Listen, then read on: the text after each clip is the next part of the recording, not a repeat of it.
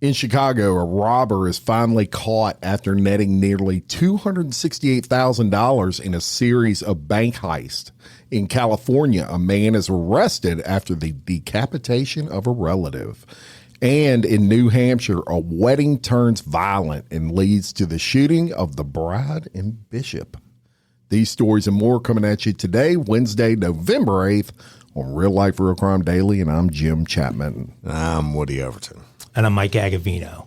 Hey, guys. Hump Day. Well, it's a Hump Day show that we're recording on Tuesday, which happens to be Election Day in many places across the country. Did you guys know that? It's not here. It's not here because I don't understand Louisiana elections and when they occur. It was, but you have a Kentucky governor's race. You have a Mississippi governor's race. I didn't know that one of those guys running for governor in Mississippi is a relative of Elvis. Really? Yeah, it's somebody Presley. You got big race in Virginia for the state houses. You've got marijuana and abortion on the table in Ohio. So you got a lot of big election stuff. So if you're in one of those states, make sure you get out there, use your constitutional right to vote today. Yeah, and I do want to apologize for oversleeping today. Y'all, I do that once every. You didn't have to rush in your teddy bear onesie, though, Jim. You could have changed before coming in. You could have not come in your Speedo. Yeah. Well, I wanted to make sure I didn't leave y'all waiting. He sleeps naked, doesn't he? I do, actually. Well, did both of you guys sleep naked? Yeah, man, that's so weird. Yeah. I don't want nothing. You know, I stayed naked all day long if I could. Yeah, I got 3 dogs in the bed. If I tried to do that, I might be missing something. Right? Just not they might think it's a Vienna sausage sitting there, Mike. Whoa. Yes. Sorry. I almost dropped my mic there. And it is officially anniversary day, although we already celebrated our anniversary. Well, happy anniversary. Me and Miss Jerry. Yes, happy anniversary to you, too. Well, let's get into some crime time for Wednesday. All right, and we're going to go to Chicago first. And a Chicago man who was on parole when he participated in the armed robbery of 2 BMO Harris banks. Harris banks? Yeah. Have you heard of those?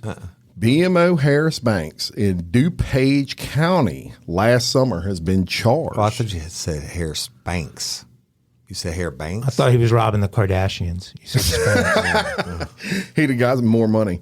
Kenneth Eggleston, 30, made his first court appearance where he faces 14 felonies. 14. Prosecutors said on the morning of July 19th, 2 mass armed men entered the BMO Harris Bank. Harris Bank, right.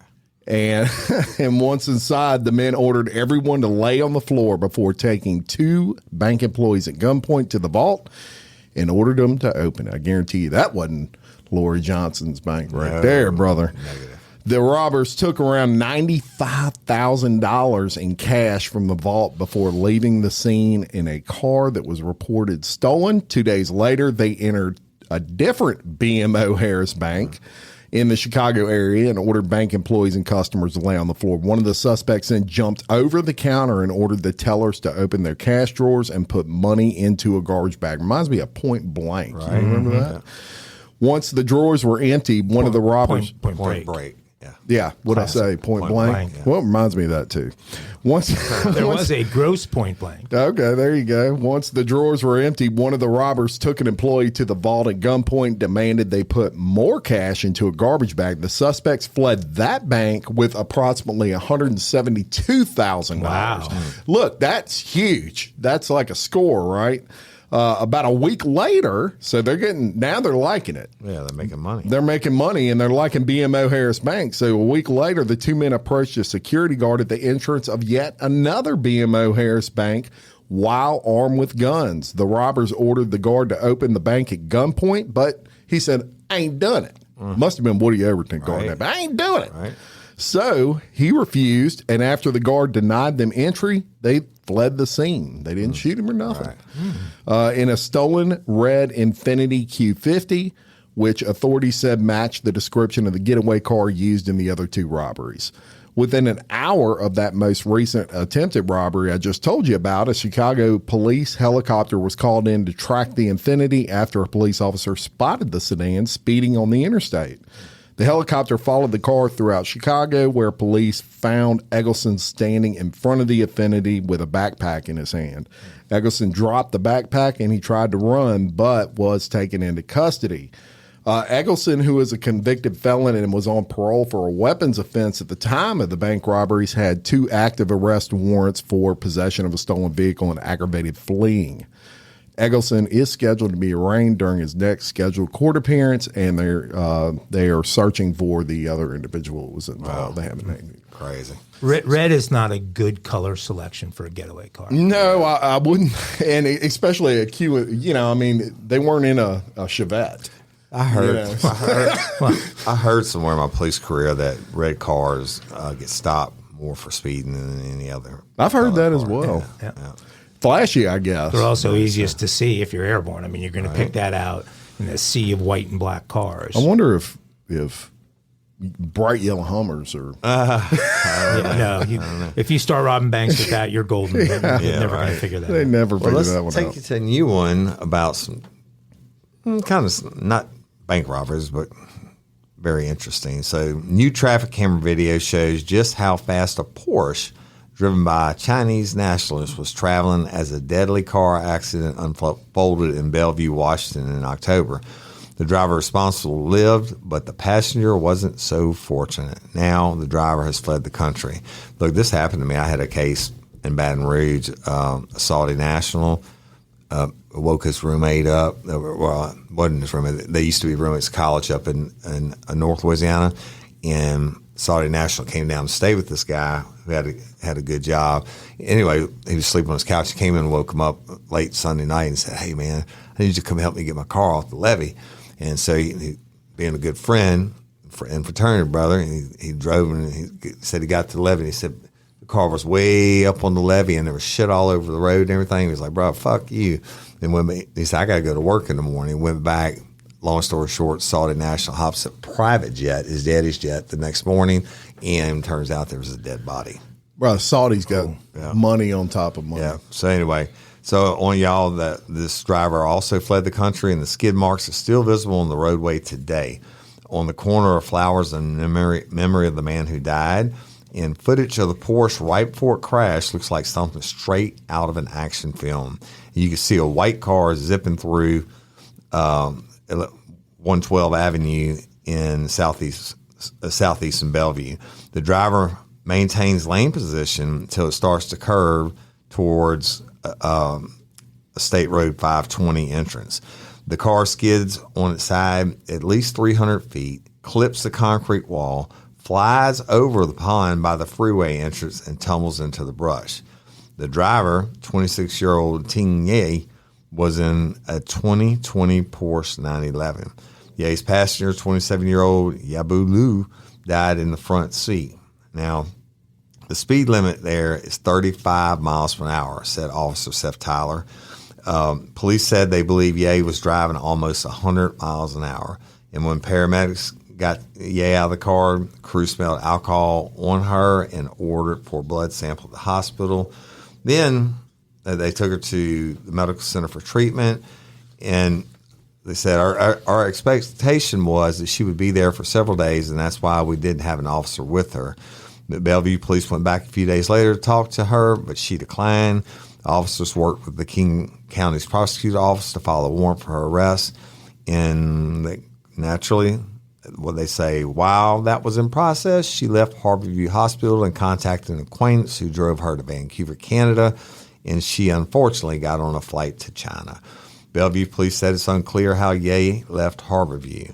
Police said they were working with feds to get her back in the state of Washington to face the consequence of her deadly actions. Good luck, right? This is never going to happen. This matter is never going to go away, Officer Tyler said. We are in contact with our embassy in Beijing. We're looking for other options for prosecution, and it's unlikely Chinese authorities would agree to turn Ye over to police here because China does not have an extradition treaty with us. And Bellevue police requested for Ye to have a $2 million bail at a first court appearance in October, but magically she did not appear, and there's a warrant for her arrest. Yeah, I saw the video, and she must have been pretty hammered. I don't know because Yeah. I don't know why she couldn't navigate that. You got Porsche 911. I mean, brand new one. I mean, lost control, right? And, clipped the wall. Well, and the way the skid is, she fishtailed. Yeah. I don't know. But I'm shocked that she survived because you see it basically just it goes flying off the road. Well, they say when you're drunk that your body's more relaxed when you get in crashes like that, and you're more likely to survive. That might be what did it, but probably not going to get her back on U.S. soil. Nope, not going to happen. I'm going to assume this is not the Ye that's the artist formerly known as. No, it's just nothing. A different to do Ye. with This is a Kanye. different Ye. Okay.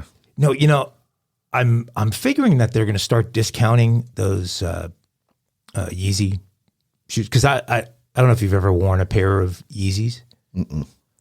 They might be the most comfortable thing I've ever put on my feet. I don't. Those are those shoes that they look like moon boots or something. Well, there's all kinds of different designs I and ain't worn styles, those. but when my crazy looking. when my son, in California, all these kids that are playing basketball, they're all constantly wheeling and dealing with each other on shoes, and his feet were the same size as mine when he was like 14, and so I tried on a pair of those, but they were a fortune. Now they're probably discounted. I'm sorry. I don't bad tangent on Yeezys. That was Jim's fault. Sorry about that. Let's go. Well, we're going to go to Connecticut, and then we're going to go to Australia from Connecticut because I got a double dose of magic mushrooms for you guys. Magic mushrooms. Police in Connecticut shut down an alleged psilocybin mushroom factory with $8.5 million worth of psychedelic mushrooms inside this guy's house. Investigators lined up hundreds of white baggies full of shrooms in several quadrants along the front yard of this Burlington, Connecticut home. The bust came from a tip delivered to the DEA's Hartford task force on Thursday morning. The suspect is a 21-year-old named Weston Sewell. He allegedly turned his home into a drug factory. Sewell initially denied that the mushrooms he was growing were illegal, according to the police. When the police asked if they could search the home, which had clearly visible ventilation equipment resembling that used in other drug factories, Sewell said no. Police returned later that day with a search warrant, which I guess was faster than Sewell anticipated them coming back because police uncovered a factory teeming with mushrooms at various stages of growth with an estimated street value of $8.5 million. Wow. That's when police say Sewell recalled that the mushrooms were in fact psilocybin, which is considered a Schedule I controlled substance, which is not permitted for medical use and can easily be abused. The Connecticut State Police processed and charged Sewell later that day with possession with intent to sell, distribute narcotics, and operation of a drug factory. At least Sewell wasn't growing poison mushrooms.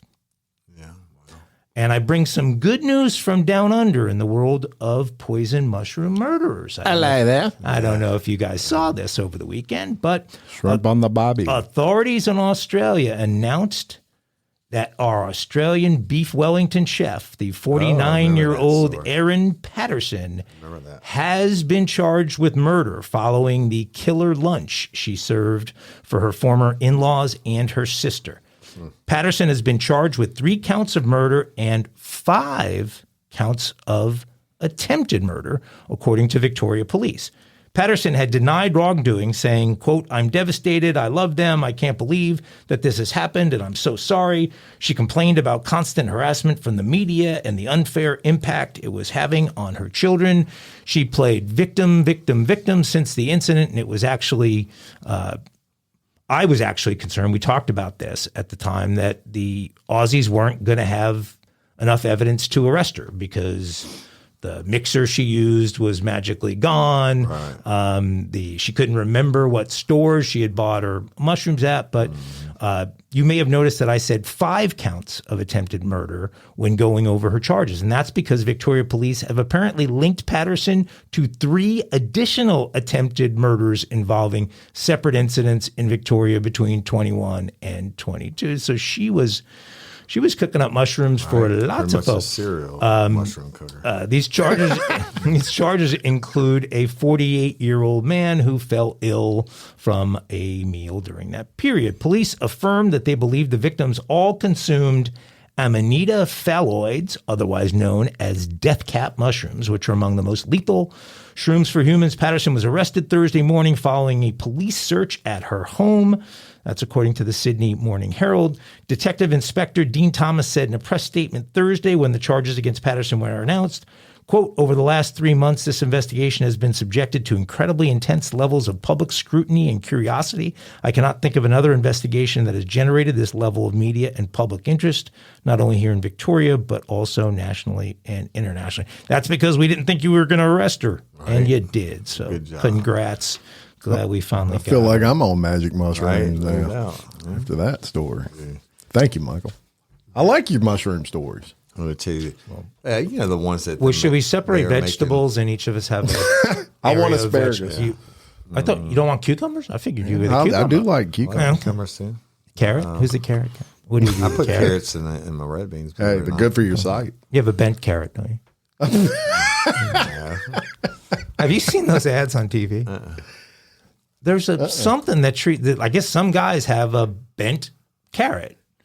And mine got a little curve to it. And there's no, but not like a small little slight angular thing. But this is like a right angle thing. I know what you're talking about, and it's not necessarily a right angle. Some of them are bent straight the fuck up, but it's caused either by damage or plaque buildup in the penis. And I know this. If you listen, I can't remember the name of the story. The dude raped this little baby. He had taken Polaroids of it, and his dick. Oh, I think I named it Hook. His dick. His dick was that's a great episode. Yeah. Well, there's a drug that treats that now, and they call it bent carrot just to. Y'all go check that out. Hook on Real Life Real Crime original, which drops on Tuesdays. Don't forget it. All right, so the next story I'm gonna give you, I thought this was a great idea. And look, we love our. Obviously, we bleed the thin blue line around here, right?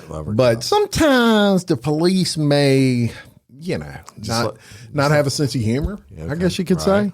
And this is one of those cases. I'm gonna take you to DeSoto County, Florida, and the DeSoto County, Florida Sheriff's Office says it's located a Chevy Silverado with red and blue lights that they said was impersonating law enforcement. It's a no-no. Now, it is, but let me get to the meat of this story, no pun intended. The DeSoto County, Florida Sheriff's Office did locate that Chevy Silverado with those red and blue lights, and the Booty Patrol truck had apparently been roaming around DeSoto County and neighboring areas north of Fort Myers. That's right. The sheriff's office posted on Facebook asking for help. They were met with absolutely no help at all. Comments instead piled jokes on the department's page, with one saying, "Good Lord, man, y'all need to find better leads." Another added, "He hadn't pulled anyone over, and if he did, I'd rather give my money to him." Someone in the comments claimed that they were old pictures and the sheriff's office might have just been looking for evidence to tie a suspect to the truck so he or she could be arrested. But one commenter probably spoke for most when he simply said, "Legendary." The sheriff's office posted an update saying officers had found the driver and issued a citation. And we're going to post the Booty Patrol truck on our Facebook page. But essentially, y'all, it's just a Chevy Silverado with Booty Patrol on the back. And apparently this guy, he turned his lights on when you had a nice booty, I guess. Right, I guess so. And just having a little fun, but you can't run with them blue lights, bro. Have those lights. That's it. That shit is illegal. That's it. So we're going to post that on Facebook. Me another story to tell on RRC original. When this guy is impersonating a cop, and I won't tell you the rest of it, but he's no longer with us. Booty Patrol. Okay, look, I told y'all I'm a, what do you call it? I'm an ordained minister. Yes. Right. I knew that. I'm glad I wasn't this ordained minister. Listen to this story. So there was the bishop in the story was pronouncing Claire McMullen and Mark Castellani, husband and wife, when shots rang out, with one bullet hitting the bride in the arm and another piercing the Bishop Stanley Choate in the chest. But the October 2019 shooting wasn't the first involving the New England Pentecostal Ministries in Pelham, New Hampshire. Just 11 days earlier, the church pastor, Luis Garcia, was fatally shot inside his home in a case that prosecutors told a jury at the start of the trial yesterday was connected to the nuptial gunfire. With just a few shots, prosecutor Seth Dobieski said in open statements, the defendant turned marriage into mayhem, which pretty much goes there anyway, but not like this. Pelham Police Chief Joseph Rourke said the shooting did not seem to be a random event, and Dale Holloway, the stepson of Pastor Garcia, who was murdered 11 days earlier, was arrested in connection with the shooting after being tackled to the ground by wedding guests who kept him pinned down until the cops arrived. The groom's son, Brandon Castelloni, had been arrested before the wedding and charged with murdering Pastor Garcia. The plot thickens. This August, he was convicted of second-degree murder and sentenced to 42 years for the pastor's killing. And the son attended the church, but police never found a motive for the pastor's murder. The jury watched the couple's wedding video Wednesday, and the wedding's videographer testified, claiming Holloway was the shooter. Wedding videographer James Merchant explained how Holloway pointed the gun at the bishop's upper left chest. I feared for my life, Merchant said. And during the mayhem, the groom was struck in the head by an object, and the wedding couple, both in their 60s, wow, getting married in the 60s, shame on them, were taken to a local hospital and they didn't learn. Were taken to a local hospital and treated for their injuries. And the 75-year-old bishop, who was in serious condition at Tufts Medical Center in Boston, hours after performing the ceremony, also survived his injuries. Wow. I don't really understand anything. I just read Well, it's completely. What's the motive? So I don't understand it. Maybe he's got a hard on for priests or something. I don't know. Well, but it's a revenge story. Yeah, I still don't understand it. Well, that's not necessary. Why is he shooting all the different priests? No. We have two different shooters here. Oh, okay. You have two different. So, just 11 days earlier, so the original church pastor, this guy Luis Garcia, was fatally shot. Right? In a case, back in July. Well, it's Garcia's stepson, Dale Holloway, who comes and commits the second crime at the wedding of the 70-year-olds or 60-year-olds. He thought it was retaliation. So it's some kind Garcia. Of revenge thing, but the police don't seem to really understand the motive in the case that drove the first part. I agree with him. I don't understand. You don't get it. Well, you weren't investigating it for months. That's true. Woody Overton would have figured out the motive. And what police are we talking about? We're talking about Boston police. Who the hell gets married in their 60s? Well, I mean, plenty of people. Love knows My no buddy age. is engaged right now at 61. Wow. I can tell them what causes that. She's 27, I think. Oh, Lord. She might exactly what she causes might, that. she They might said be, this couple was both in the 60s. So she might no be excuse. 28 or 29. I don't know. Sorry, Kenny. Anyway. He's not sorry, though. No, Kenny's loving it. Well, you're not going to believe this, guys. But consumers are alleging abuse by a Big Mac inside of McDonald's. Really? Do you guys remember 2 all-beef patties, special sauce, lettuce, cheese, pickles, onions on a sesame seed bun? You remember those? Did you ever use the McDonald's app? No. I used it for the second time this morning. Ordered ahead, pulled into the parking spot, number 5, and it took the motherfuckers 15 minutes to bring out my After coffee. you pre-ordered? Yeah, and now the last time I used it was when I drove in last week, and it didn't take them a second. I'm sitting there watching all these people coming through, and they give you all kinds of discounts and shit. But I hate to eat fast food. Sometimes I have to do it. And finally, I reached my head out the window, and the girl's taking the money. And somebody else says, "Hey," said, "I've been sitting here 15 fucking minutes," and then they brought my food out. Oh, actually, it's just an egg McMuffin and my coffee. Wow. Well, be glad you weren't ordering a Big Mac combo meal in Connecticut, because McDonald's is facing intense backlash from its customers after a store in Connecticut charged $18 for a Big Mac combo meal. It is so fucking stupid how $18 expensive. for a Big Mac combo. That same one costs you $14 in Louisiana now. It's just stupid how outrageous these prices are. You know what a Big Mac's quarter pounder's called in Amsterdam? Le Royale with cheese. You know why? I don't know. My name's Vince Vega. I used to use Metric that as system. an alien. That's right, the metric system. system. They don't know what a quarter pounder is. Right. Sorry. No. The Big Mac combo meal includes a Big Mac, medium fries, and a medium soft drink. McDonald's CFO Ian Borden confirmed in an earnings call with investors that by the end of this year, the price of menu items at McDonald's will have increased by 10% since the start of the year. There was a similar increase in 2022.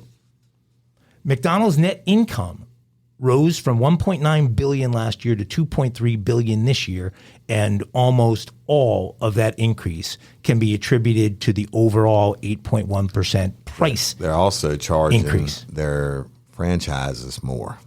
Well, it all flows through, right? And ends up hitting the consumer. So with these expensive new prices, many customers are saying it's just not worth it anymore.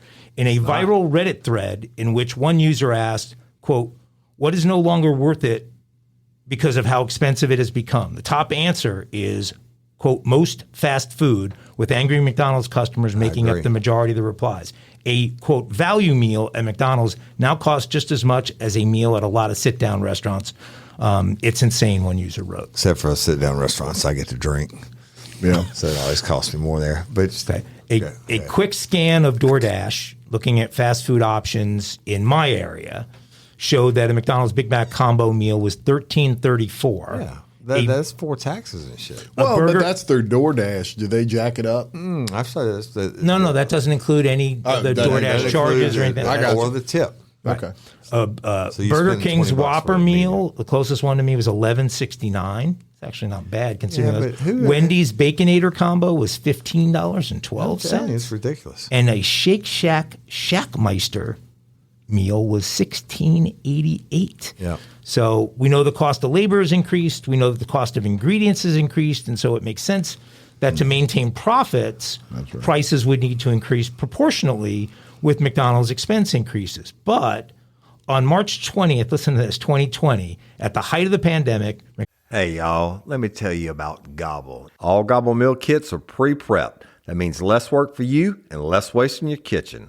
Their meal kits include everything you need so you can save time at the store or just skip that trip entirely. I got the box in and I had 3 different meals. I had a Kung Pao chicken, crispy fish tacos, and a beef bourguignon, however you say it. But let me tell you about the classic beef bourguignon. Look, it came with beef pot roast and a beef broth concentrate, red wine demi-glaze, cremini mushrooms, cipollone onions, mashed potatoes, baby carrots, and rosemary thyme butter. It was so easy to make. Literally like 15 minutes it took Cindy. And let me tell you something, and all the dishes were fire, but this thing was like a taste explosion in my mouth. It's just unreal. We've got to spend more time together and more time doing the things we love because everything came in this one single box right to my door. So see what a difference Gobble will make for your household.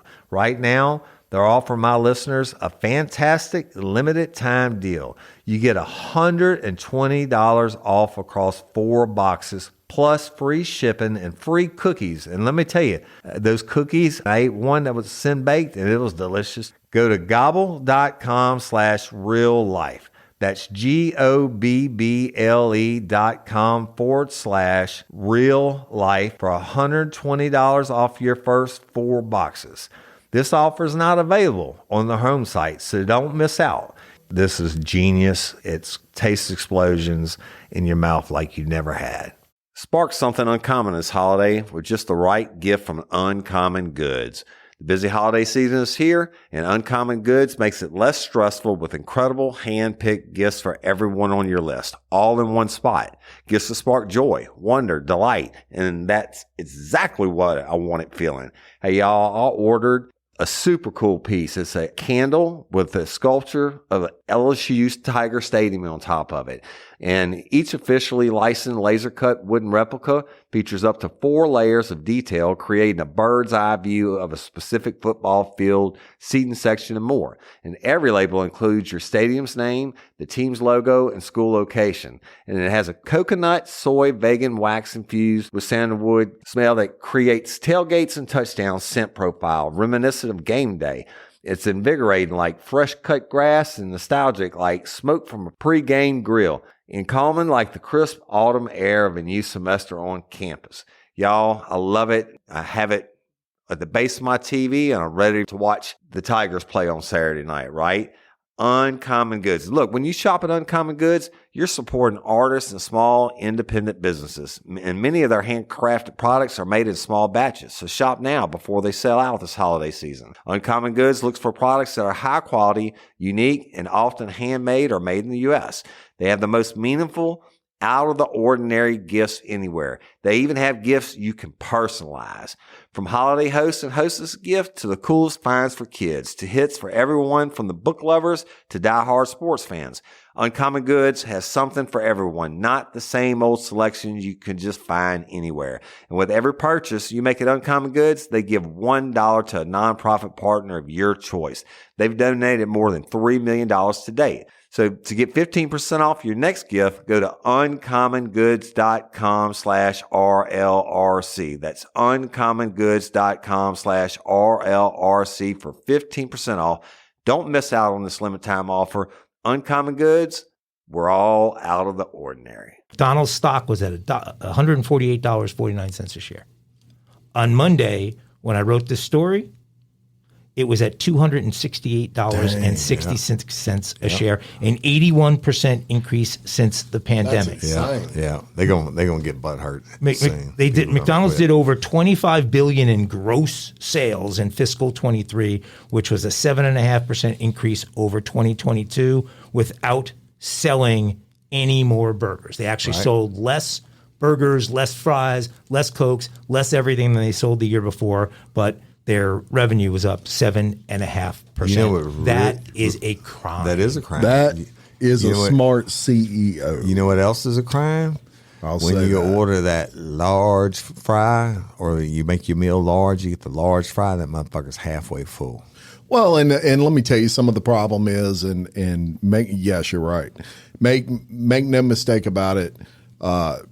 When you want to raise minimum wages and you want to do all those things, those are great, but it's always going to get passed to the consumer. The company is not going to eat that expense. They're just going to mark up whatever it is they're selling to compensate for the raise and say minimum wage. And I would tell you what Cindy has always said throughout our marriage is, if I don't kill it, catch it, or clean it, we don't eat it. And unfortunately, the last 4 or 5 months, I've been having to eat some fast food, and it sucks. Yeah. And the prices are really stupid. Well, and some of these moves, as Jim was saying, some of these moves on the minimum wage have put these companies in a position where they're really looking at AI to eliminate headcount. And let's face it, to cook the perfect McMuffin or cook the perfect patty for a quarter pounder. Yeah. It's not something that has to have a human. It seems like we're bashing on McDonald's lately. We talked about the coffee spill and all that last week in this, but I already read an article where they're rolling out AI in their restaurants as test trial to cut out the employees. Really? Yep. No shit. So it's coming. All right, so we're going to bring you to Mike's former state of California. And we're going to tell you, we brought you a lot of stories lately where they've had these attacks just in restaurants, middle of the day, and some really tragic stuff out there. And we're going to We're gonna give you another one right here. Officers fatally shot a knife-wielding man on the patio of a popular Southern California restaurant after pursuing him from the scene of a nearby machete attack. Nice. None of the customers inside the Sagebrush Cantina in Calabasas. Sagebrush Cantina. There you go. Been there many times. Nobody with a machete when I was there. But. Thank goodness. You might want to watch out going back. None of the customers were hurt in the incident, and the victim of the machete attack was not seriously injured. This from the LAPD. Officers responded to a report of an assault by someone armed with a machete. Guess where, Woody? Outside of a McDonald's.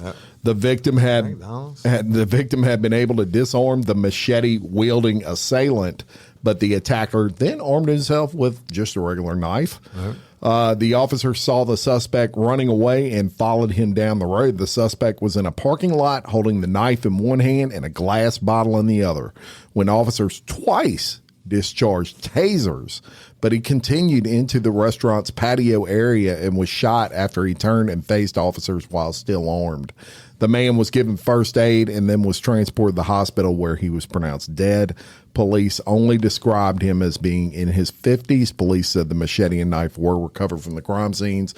And look, I got to suspect he might have been on something because you taser somebody twice and it doesn't phase them. Yeah, maybe they're on something.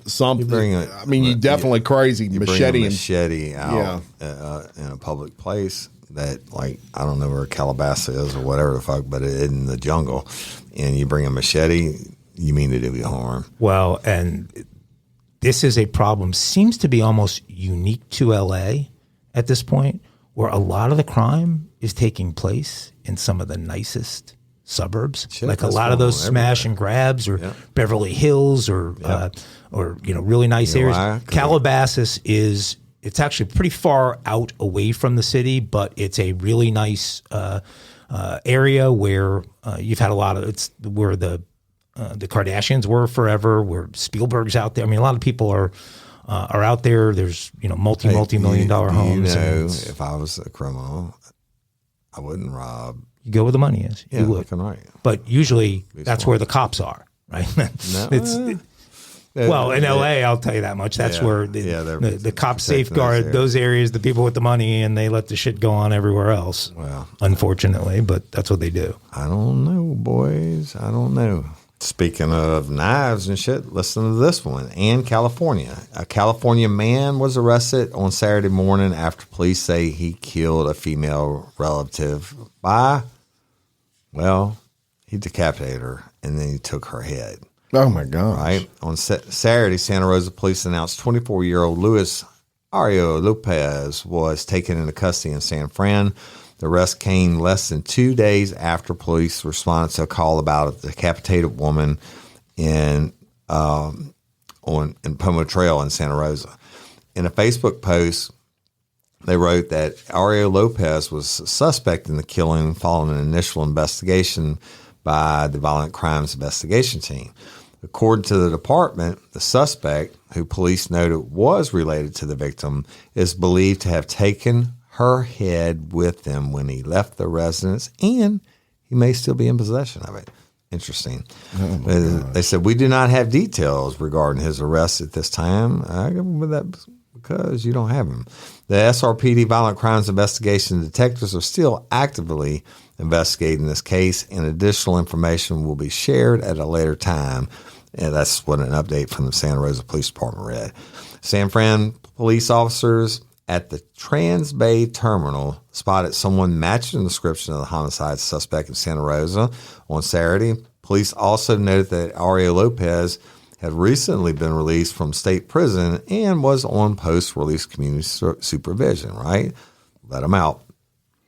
He had been incarcerated for assault with a deadly weapon and weapons possession charges unrelated to the victim in this incident.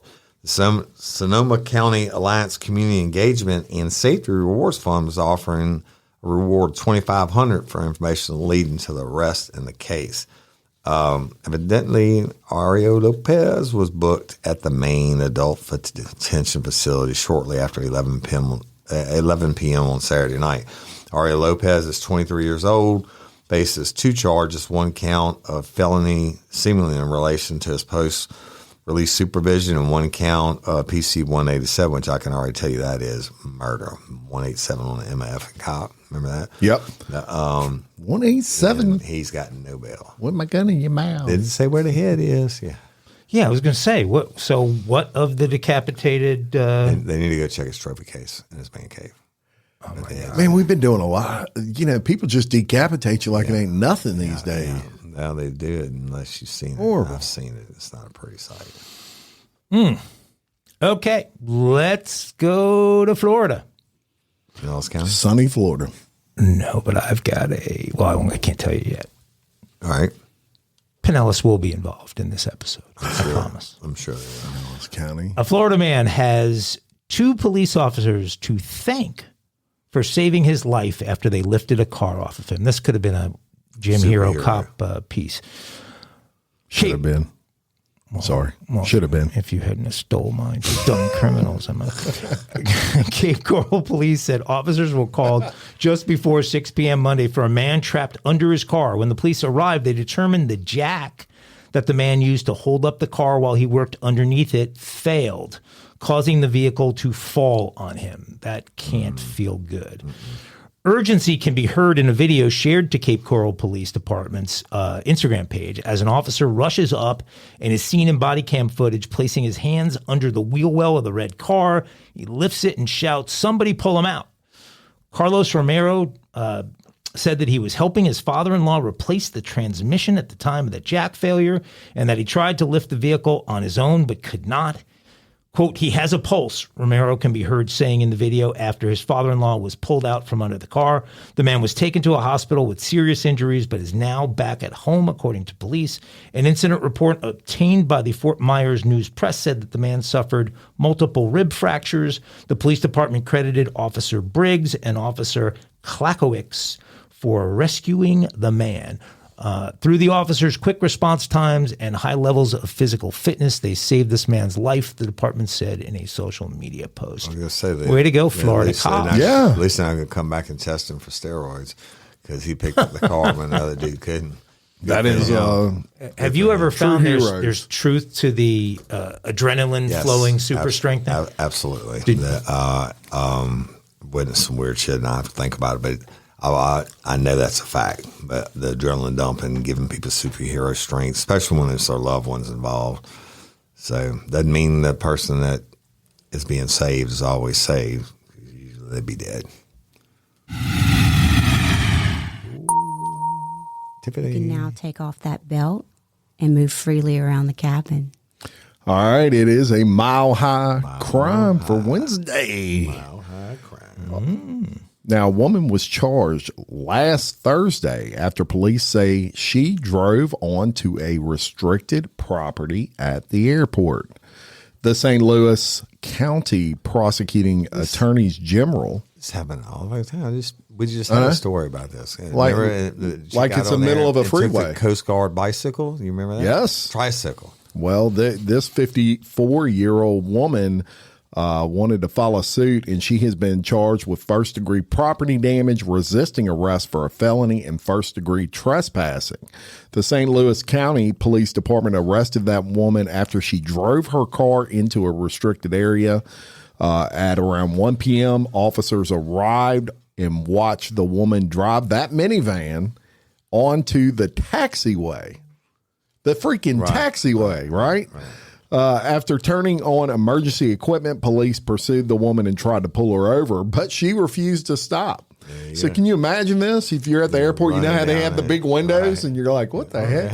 Because a passenger minivan flying and officers in pursuit. Airport staff and police tried to block the minivan. Police said when the woman would stop the car, police would approach the car, and she threatened to kill the police officer. Yeah. Not funny. Bet that didn't work out for her. Police also said the woman refused to follow commands given by police. She eventually drove off the taxiway near the south runway, running the minivan into a police car. Police arrested the woman, obviously, and she is being held on a $50,000. It's crazy. Let me tell you something. I went to the academy and graduated from LSU. One of the guys that I had to do PT with every morning. We had you did set up some shit. You had to hold each other's feet. He was in Baton Rouge. I think he might still be there. A Baton Rouge airport cop. So the airports have their own police departments. Yeah. And you better believe they just wait for the day somebody does something stupid like that. Oh, yeah. Right? Then it's fucking on. It's like Smokey and the Bandit shit. Oh, It's like, yeah, you just made my whole career. and look, you've got tons of room on a Oh, you go run. airport Yeah. taxiway, so that it's gonna be fun. Oh yeah, Yeah. hump day kinkies are always the best. Kinky crime. So good to have our sound effects back. I agree. So y'all, when you cop, I'm gonna leave that out because that was probably not good things. Swim might talk about that Swim one might day. discuss Someone who that. isn't me. But anyway, they take you to Kinky Crimes for Wednesday, and so police had body camera footage which shows a drunk stripper. Yeah, I think that's probably not politically correct. They should call her pole acrobatic or something like that. Exotic dancer. Exotic dancer, yeah. And now, for you listeners out there, I already know what you're asking. She was not from the landing strip in Detroit. It's a different stripper. So, but anyway, We need to get compensated from the land. They're throwing out a we need to get lot compensated by of free plugs to the Pinellas County and the landing strip. a lot of plugs for the land. So the body camera footage shows, and the pink nipple guy, or whatever his name is. Mr. Skin. Mr. Skin. The body camera footage shows a drunk stripper attempting to seduce an Ohio police officer, calling him a handsome man and telling the cop to tase her because she likes it kinky during a chaotic hit and run arrest. The incident occurred in Brunswick, Ohio back in April, but an edited video documenting the wild traffic stop was released earlier this week, racking up more than 1 million views as of Friday. Boy, I wish I had a fucking body camera back in my cop days, and social media. Grace Spoonamore. Now, that's the correct name. I want to know what nationality this is. Spoonamore. Spoonamore. And that might be her stage name, y'all. 20 was collared, no pun intended, on April 30th after the blue Buick Enclave she was driving crashed into another car and took off in full view of a passing police officer. The cop followed the Buick, which was flagged for the owner having several felony warrants, and cornered the vehicle next to a car dealership. In the officer's body cam video, Spoonamore, originally from Georgia, appears visibly drunk, slurs her words, and is often incoherent. And in a Kinky Crimes first, we have a clip of this kinky crime. So if you're curious how the exchange went, here it is and what it sounded like. Get on me like that. 26 headquarters, it's a female. All right, step out. A white Step out. female. Get your Okay. leg in the car. Listen, handsome man. Get your leg in the car. You feel some type of way because my leg ain't in the car? Get your foot in the car. Just stop. Can I take it off? No, leave it on. And I am. Leave it on. Grace, just stop. You want to tase me? No. Do it. Stay in the I blue like box. It. I like it kinky. Stay in the blue box, Grace. Don't. Stay in the blue box. Step back. Just stay in that blue box. No. Look. Oh, no. Yes. You don't want me here. You don't want me here. Stop trying to rape me. Get in the Don't car. put me in the car. Grace. Don't put me in the car. I want to strip outside the car. I want to strip outside the car. Please don't put me in the car. Please don't put me in the car. No. So, to recap this for you, just in case you missed it, as you heard, the officer orders the woman out of the car so he can handcuff her.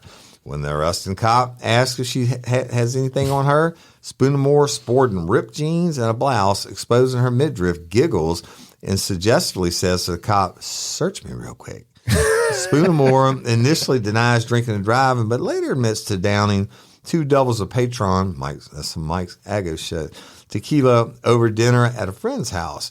But when another officer later quizzes Spoonamore about her alcohol intake, the 20-year-old admits to having 3 doubles of tequila. Spoonamore tries to sweet talk the first cop, calling him a handsome man, but the officer is unimpressed with her apparent seduction attempts and tells her to just stop.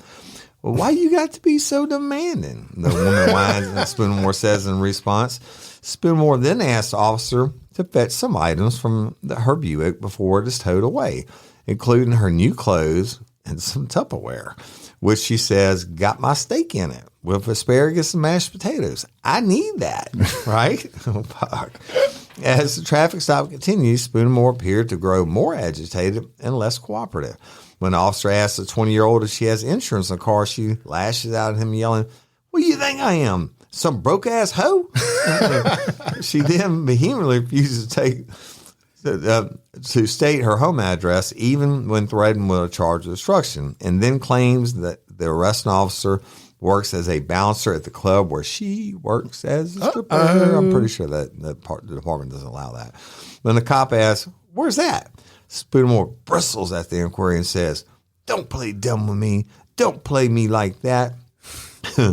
As she's being transported to jail, Spoonmore tries to engage the officer in the driver's seat in some small talk before the exchange takes a cringy turn, with the woman telling the cop, "I'll piss in your face. Only if you like it, though. That's the only question. Do you like it?" After yelling and ranting some more, Spoonmore's brought into jail, where she reveals that she had peed all over herself while in the back of a patrol car. Oh, my God. That used to piss me off. Literally. You heard her, and I quote, "You want to tase me? Do it. Do it. I like it kinky." Well, Miss Drunk Stripper Badge Bunny, we do too. And if you're curious about the video version, we'll post on Facebook at the Real Life Real Crime Daily page, and that's your kinky crime for Wednesday. God. Jim Chapman. Funny kinky lady. Kinky crime. She likes it kinky. Taser. A stripper driving a Buick that has Tupperware filled with the night's meal. That's so. She was at somebody's house turning. Strippers don't drive Buicks. Like, "Come on over, mama. I'll leave you a check on the counter," like Jerry Springer. "I'll leave you a check on the counter. I'll feed you a steak." And that was like the biggest Buick they made. You can't get respect as a stripper if you're driving a Buick. I just think that's Enclaves are pretty nice. I know. They're not very nice. They're expensive, and she was only 20. It's weird. With the Buick's a weird thing there. And I'm the sure Tupperware. she'll have a long and distinguished. That's right. She We're going to does. post. We'll post like it kinky, and she got it kinky. We'll post the full version on the Facebook so you can see. You can hear it all. Definitely. Oh, here it comes, banjo time. Oh, I love the banjos. Miss the banjos. A lot of Florida this episode. Here it comes. So let's keep it going. It's not Florida unless it's Pinellas County. That's right. Somebody in Pinellas County, tell those people down there to reach out to us. This just might be a Pinellas story. A Plant City, Florida man was arrested on Sunday after leading law enforcement officials on a high-speed chase during the overnight hours. Right. The man's vehicle of choice, a motorcycle with a fake license plate that read simply McLovin. Yes. McLovin?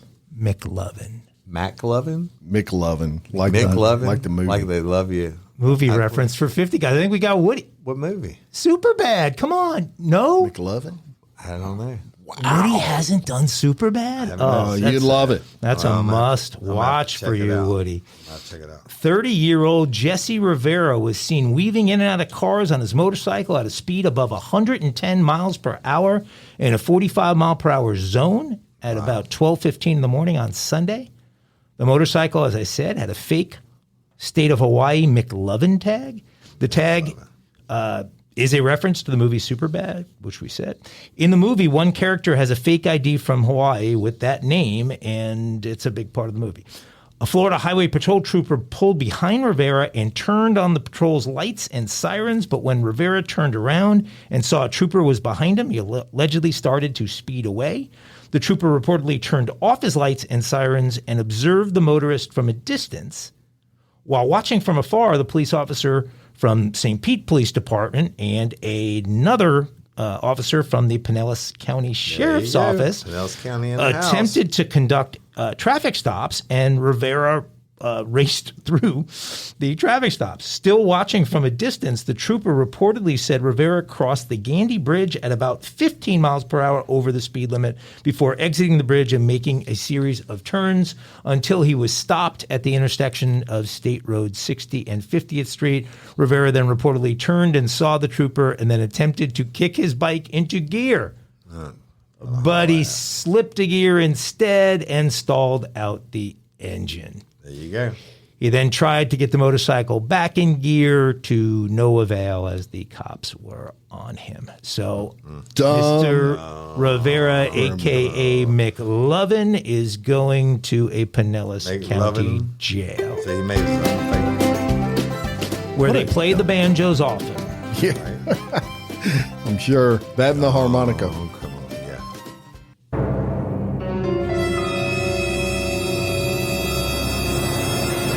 This day in true crime history, November 8th, and we actually have some interesting ones for you today. We're going to go back to 1887. An American dentist and poker player and sometime outlaw, Doc Holliday. All right, I knew you were going to say. Died of tuberculosis in a sanitarium in Glenwood Springs, Colorado. Yep.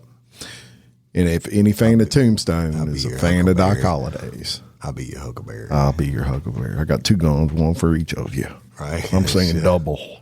Yeah. So in 1974, police got their first major break in the Ted Bundy serial killer case as he slips up attempting to kidnap a woman named Carol DeRonch. I met her.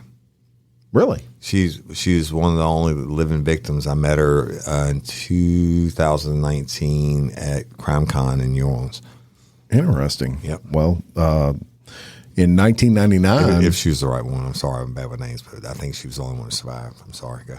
in 1999, Bruce Miller is killed at his junkyard near Flint, Michigan. His wife, Cherie Miller, who convinced her online lover, Jerry Cassidy, to kill him before later killing himself, was convicted of the crime in what became known as the world's first internet murder. I saw that. I saw something on that a long time ago. Yeah. So that was November 8th in True Crime. True crime. Wait, so Doc Holliday, first of all, I didn't know they had sort of retirement homes in 1887. But he had TB. He was in a bad, sanitarium. and so they sent him to the sanitarium because they said the air there was better. And Wyatt Earp visited him one last time while he was there, right before he died. And And he said, "I want to die with my boots on."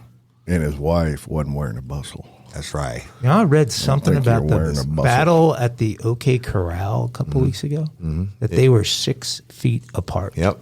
And if you ever get in a gunfight, that's well, I can't say that's probably as close. You want to be. I want to be close Yeah. because I'm gonna kill you. See, I would think you would want, with your skills, you'd rather be farther apart. Because at 6 feet, I can even hit you. Yeah, but at 6 feet, I can draw faster and kill you. Say when. Say when. Say when. And then you got to remember at 6 feet, one of them had a double barrel shotgun. I'll say. Yeah, Doc did. Doc did. Yeah, on Remember he top of kicked off pistol. his duster? Right. Boom. Oh, sorry. Blew him We in half. digress. We're going to reenact the whole Tombstone scene for you on Facebook. Yeah. All right. Any final thoughts? Yeah, I do have a couple. Actually, I want to say thank you naturally, like I always do, to everybody. Look, last week we had some hiccups, even though it was our first week back in the studio. We're back in the studio. You know, the chemistry's there. It's all fire, but we had a couple channels, not our own fault, that we didn't even know weren't working, and y'all kept messaging saying, where's the stories at? Where's the stories at? If that ever happens again, just let us know as soon as possible. It shouldn't happen again, but if it does, we want to deliver the best content in the world to y'all. And remember, the original Real Life, Real Crimes drop on Tuesdays. For those of you who are not fans of the Daily Show or fans of the Daily Show, but you're worrying about the original, because I get messages every single day. I want to just do a quick shout out to the board and say thank you for hearing my appeal and reinstating Woody even though that wasn't what you guys wanted to do. It was Just so certainly y'all in the know. best interest of the show, and I appreciate the board's Just y'all, flexibility. so y'all know, Swim, someone who isn't me, killed all the board members. No, that's not. And there is not no more true. board. It's not true. There's no more board. Can't kill a board. All right, until next time, I'm Jim Chapman. And I'm Woody Overton. And I'm Mike Agovino. For Real Life, Real Crime Daily, peace. Aglets. Without VA, I would have paid $25,000 for my hospital stay. $42,000 for my education. $74,000 for my home down payment. But because of my service, I paid zero. Get what you earn. Visit choose.va.gov. Not all veterans are eligible for the type or amount of benefits mentioned here. Shop early, save big, all month long during Black Friday build-up at Lowe's.